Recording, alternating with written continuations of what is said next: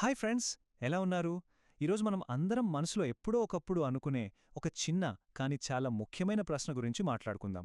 సరేనా? అదేంటంటే, ఎక్కువ డబ్బుంటే నిజంగా ఎక్కువ శాంతి దొరుకుతుందా? హ్మ్, ఆలోచించాల్సిన విషయమే కదా. డబ్బుకి, మనశ్శాంతికి మధ్య ఉన్న ఈ చిన్న చిక్కుముడిని మనం మెల్లగా విప్పుదాం. ఇదొక కొత్త పాఠం నేర్చుకున్నంత సరదాగా ఉంటుంది. చూస్తుండండి. మనలో చాలా మందికి చిన్నప్పట్నించి ఒక్కటే విషయం నేర్పిస్తారు కదండి, బాగా డబ్బు సంపాదిస్తే ఇక నువ్వు చాలా సంతోషంగా ఉంటావని. అదొక నమ్మకం మనందర్లో బాగా నాటుకుపోయింది. కాని నిజానికి ఏం జరుగుతుంది? డబ్బొస్తుంది, కానీ ఆ మనశ్శాంతి మాత్రం రాదు. అయ్యో, మనం అనుకున్నది ఒకటి, అయ్యింది ఒకటి అనిపిస్తుంది. ఈ తేడానే మనల్ని కాస్త కన్ఫ్యూజ్ చేస్తుంది, కొన్నిసార్లు బాధగూడా పెడుతుంది.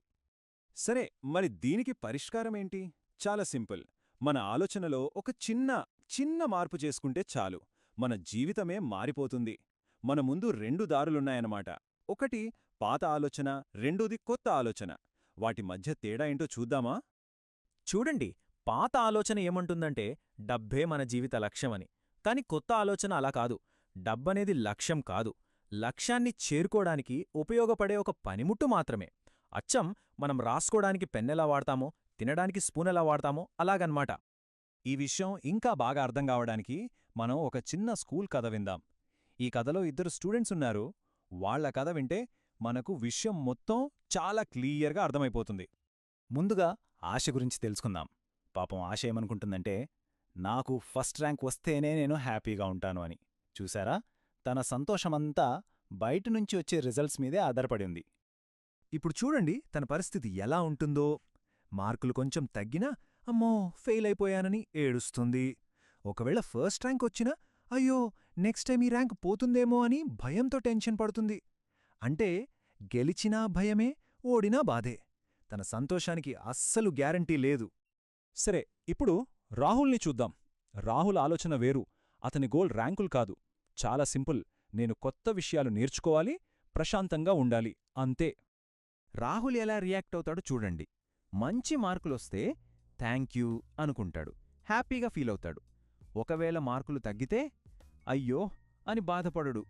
ఓకే, ఎక్కడ తప్పు చేశానో చూసుకుని నెక్స్ట్ టైం సరిచేసుకుంటాను అని కూల్గా ఉంటాడు. ఎందుకంటే తన విలువ మార్కుల్లో లేదని తనకి తెలుసు. ఈ కథలో మనకర్థమైన నీతి చాలా సింపుల్.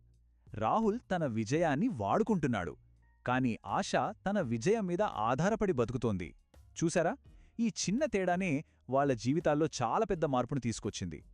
సరే, ఈ ఆశా రాహుల్ కథని ఇప్పుడు మన డబ్బు విషయానికి అప్లై చేసి చూద్దాం.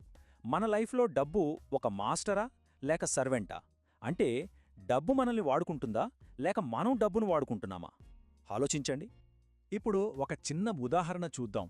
మన చుట్టూ రోజు చూసేదే.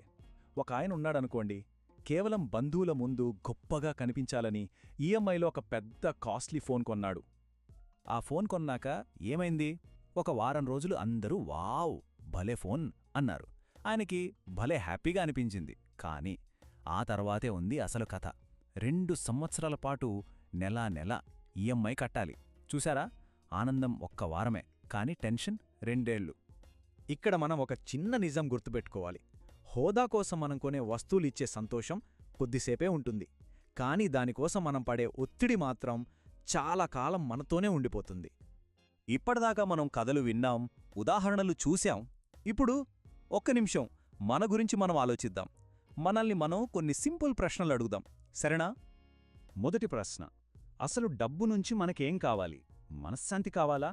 భద్రత కావాలా? లేకపోతే నలుగురిలో గౌరవం కావాలా? దీనికి నిజాయితీగా మనమే సమాధానం చెప్పుకోవాలి. రెండో ప్రశ్న, నేను సంపాదిస్తున్న డబ్బుని నా జీవితం బాగుపడటానికి వాడుతున్నానా లేక నా హోదా చూపించుకోవడానికి వాడుతున్నానా? ఇక చివరి ప్రశ్న, డబ్బు కాకుండా మనకు నిజంగా సంతోషాన్నిచ్చే చిన్న చిన్న విషయాలేంటి?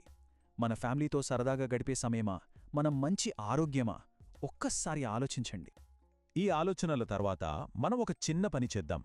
ఒక పేపర్ మీద ఇలా రాసుకోండి, డబ్బు నేను మంచిగా బ్రతకటానికి సహాయపడాలి, గొప్పగా కనిపించడానికి కాదు.